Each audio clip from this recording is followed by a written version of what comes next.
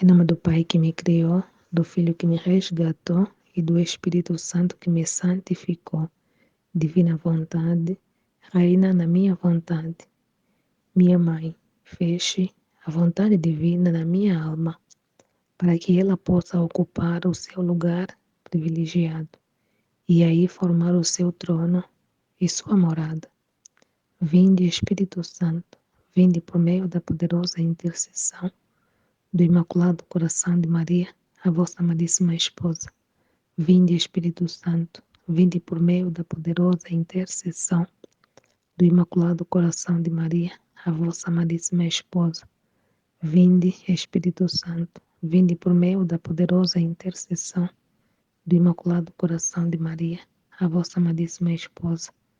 Suprema Majestade, eu venho em sua divina vontade, em nome de todos, do primeiro ao último homem que existirá na terra, para dar a ti as homenagens que tendes direito, as adorações, os louvores, o amor, as ações de graças que cada criatura lhe deve, e fazer todas as reparações por todos e por cada pecado.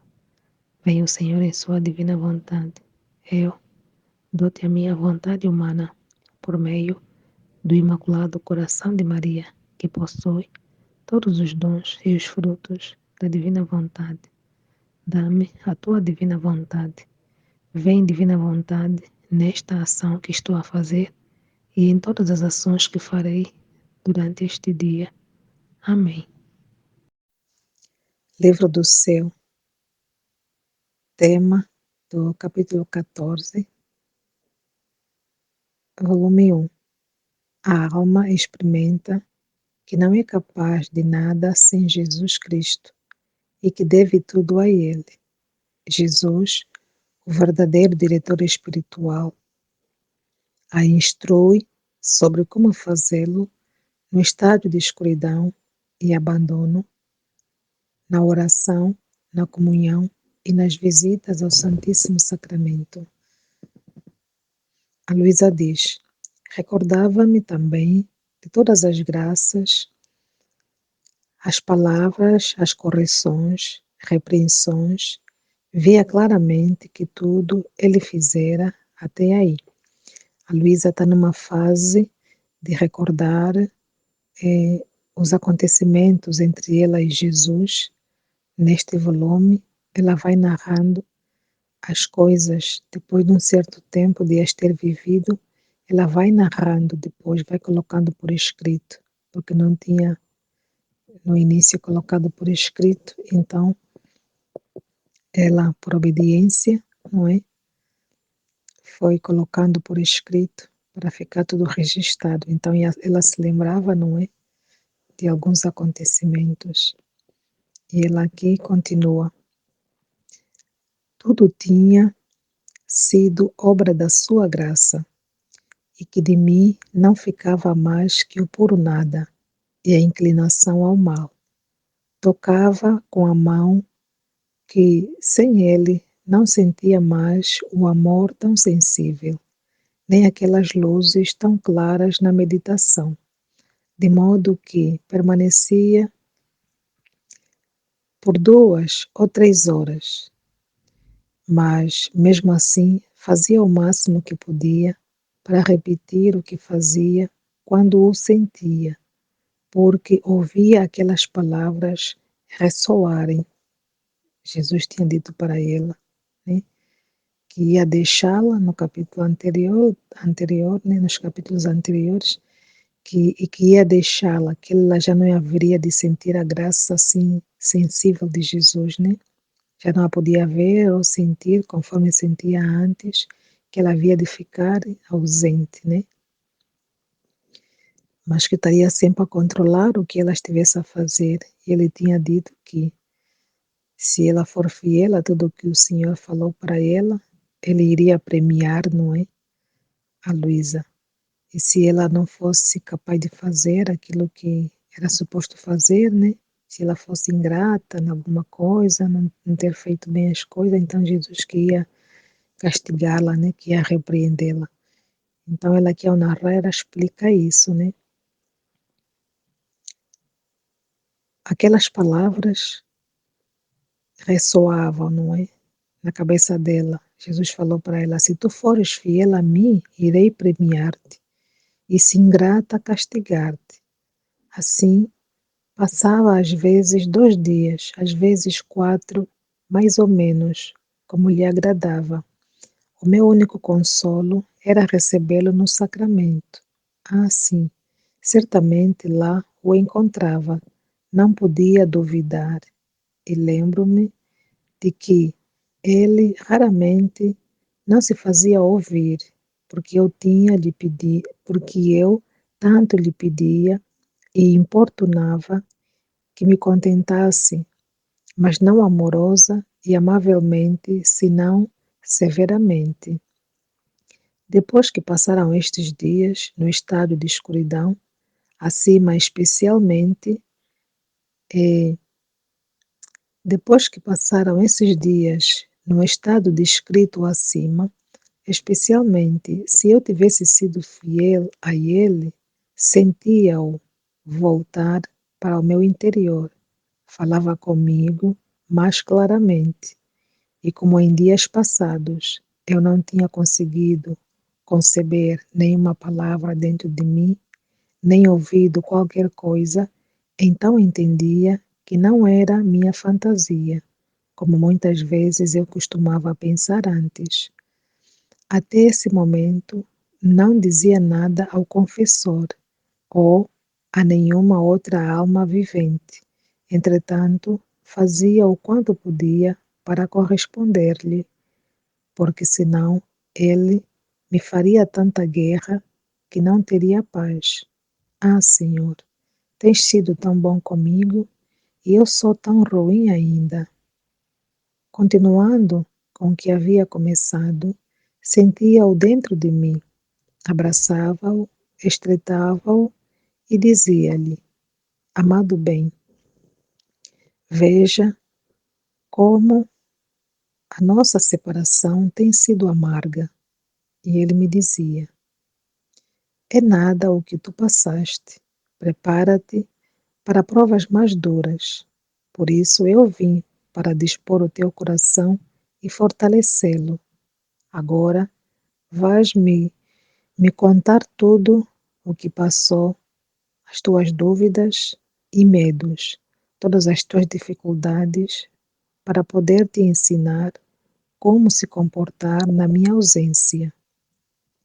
Então eu narrei as minhas tristezas, dizendo: Senhor, olha, sem ti eu não tenho conseguido fazer nada, nada de bom.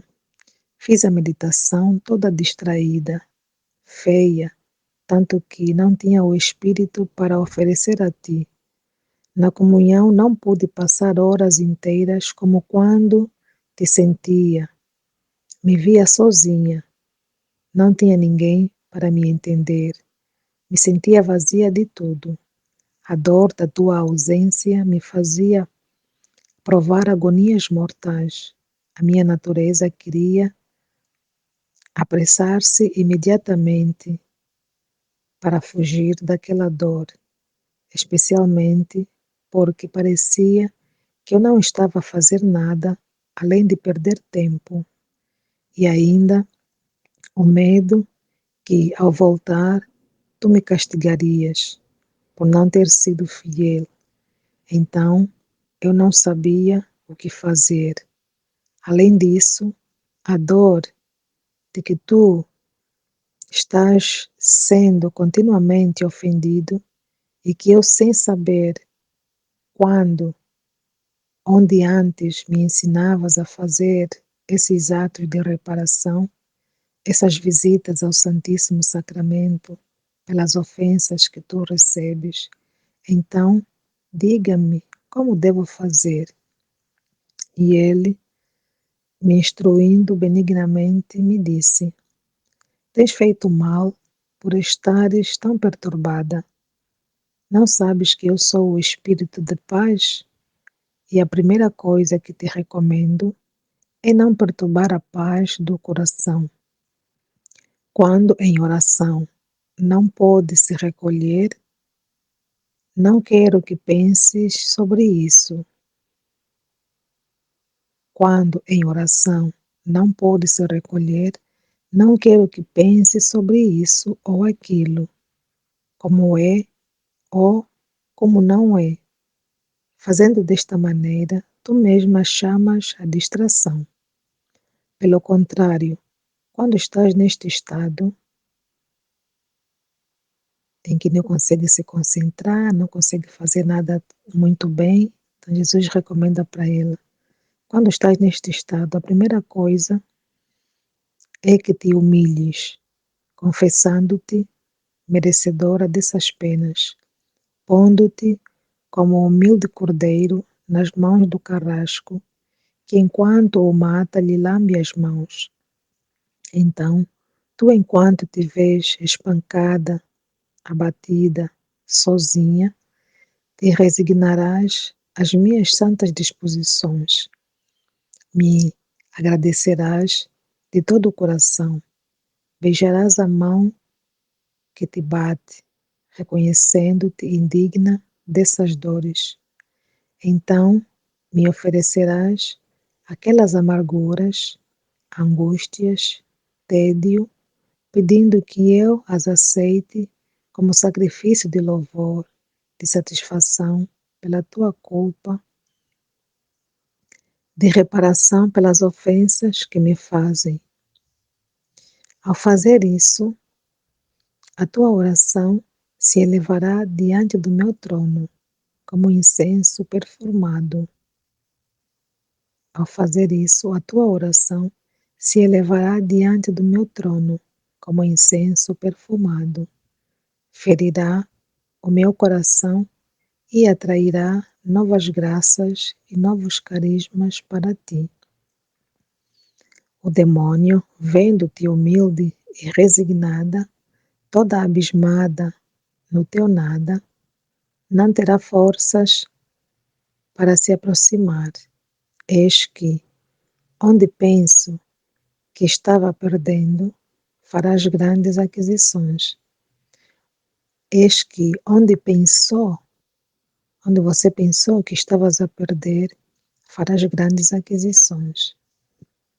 Quanto à comunhão, não quero que te aflijas por não saber como vais ficar. Deves saber que é uma sombra das dores que sofri no Getsemane. Como será quando eu te fizer participante dos flagelos dos espinhos e dos cravos? O pensamento dos sofrimentos maiores te fará sofrer com mais ânimo as penalidades menores. Portanto, quando na comunhão te encontrares sozinha, agonizante, pensas que eu te quero um pouco na minha companhia, na agonia do horto. Portanto, permanece junto a mim e faz uma comparação entre as tuas dores e as minhas. Vê-te sozinha, privada de mim, e eu também sou abandonado pelos meus amigos mais fiéis, que então que estão sonolentos, deixados sozinho até pelo meu divino Pai, e também no meio de um mar de amarguras, de um mar e também no meio de uma dor amarguríssima, cercado por cobras, víboras e cães raivosos, que eram os pecados dos homens, e onde estavam também os teus, que fizeram parte deles, de modo que me parecia que queriam me devorar vivo. O meu coração sentiu tanta opressão, como se estivesse sobre uma prensa, um material que esmaga, né, que oprime, tanto que suei sangue vivo. Dizes-me, quando chegaste a sofrer tanto? Então, quando te encontrares privada de mim, aflita, vazia de todo o consolo, cheia de tristeza, de angústia e dores, aproxima-te de mim, limpa-me esse sangue, oferece-me essas tristezas como alívio para a minha agonia amarguíssima.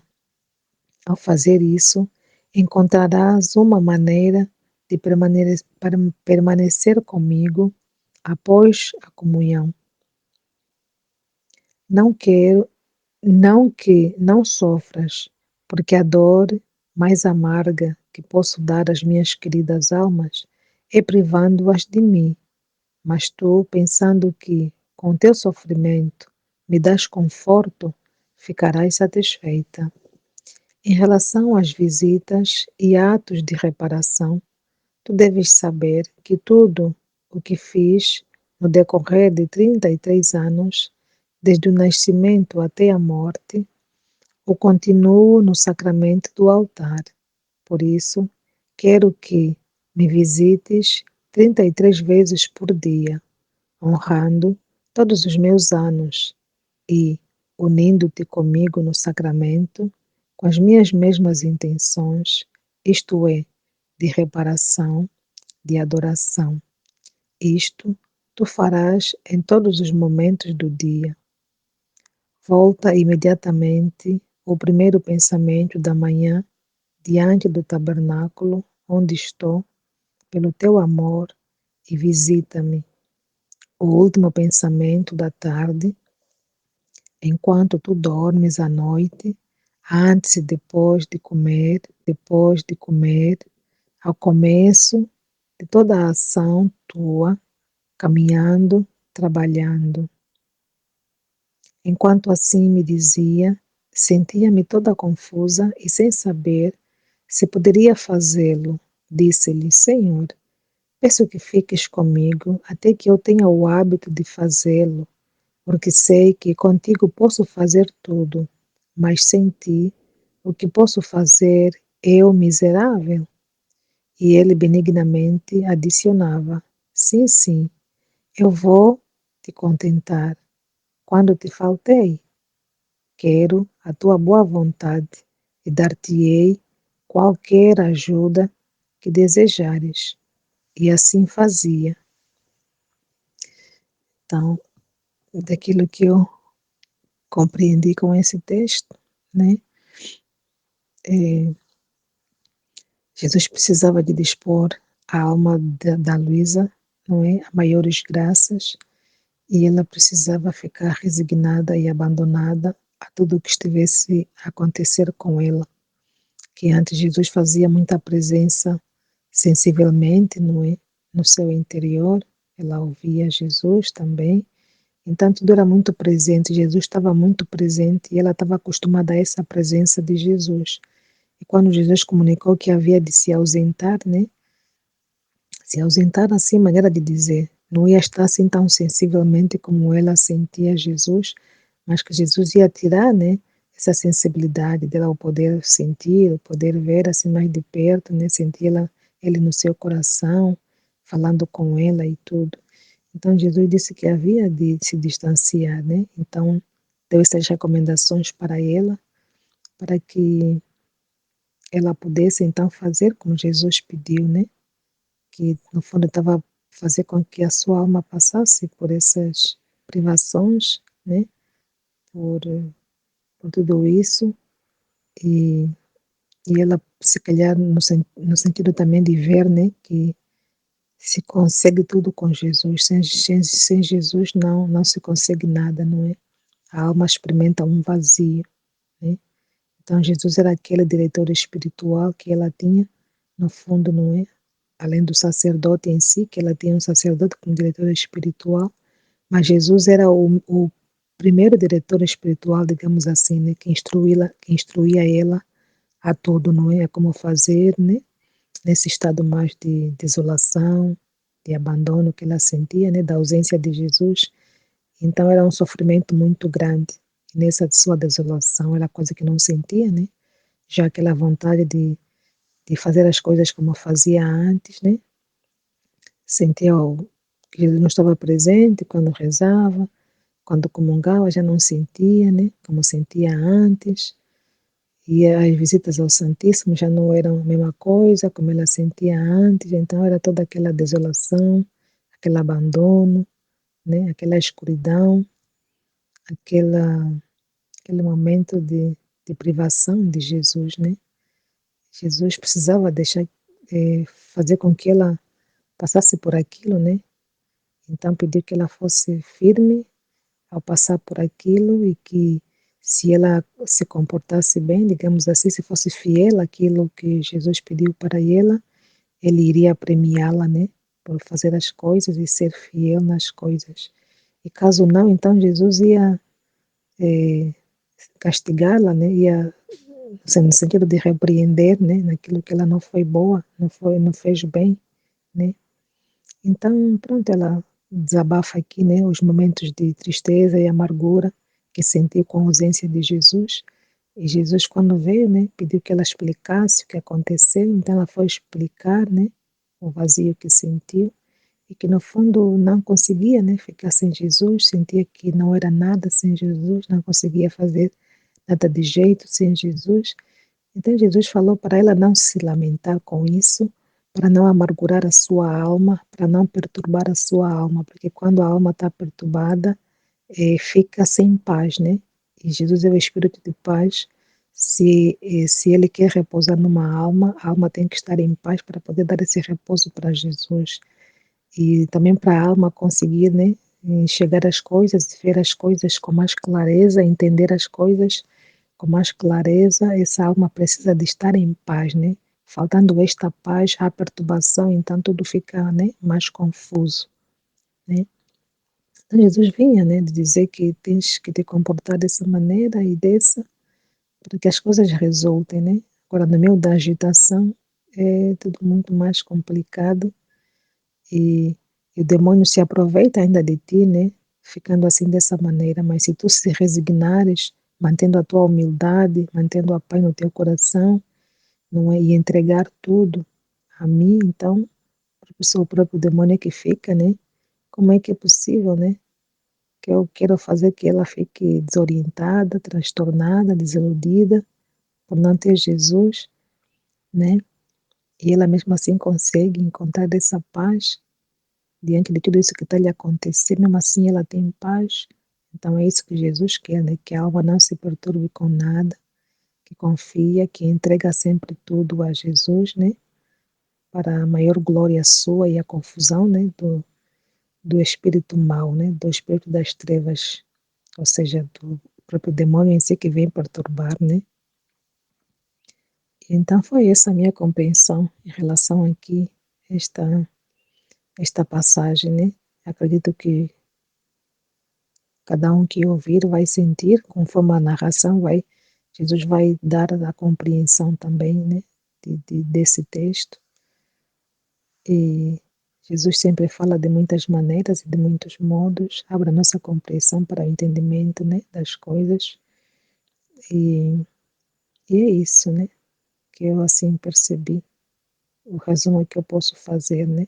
Então Jesus quer também que a alma, aquilo que ele recomendava a Luísa, né, no fundo recomenda a nós também, que a alma precisa de manter a paz, não se perturbar com nada, tudo aquilo que é aflição, tudo aquilo que é angústia, tudo aquilo que não consegue fazer, depositar, né, no altar do Senhor, depositar e entregar, né, para Jesus e pensar que tudo isso que eu estou a passar não é nada diante daquilo que Jesus passou.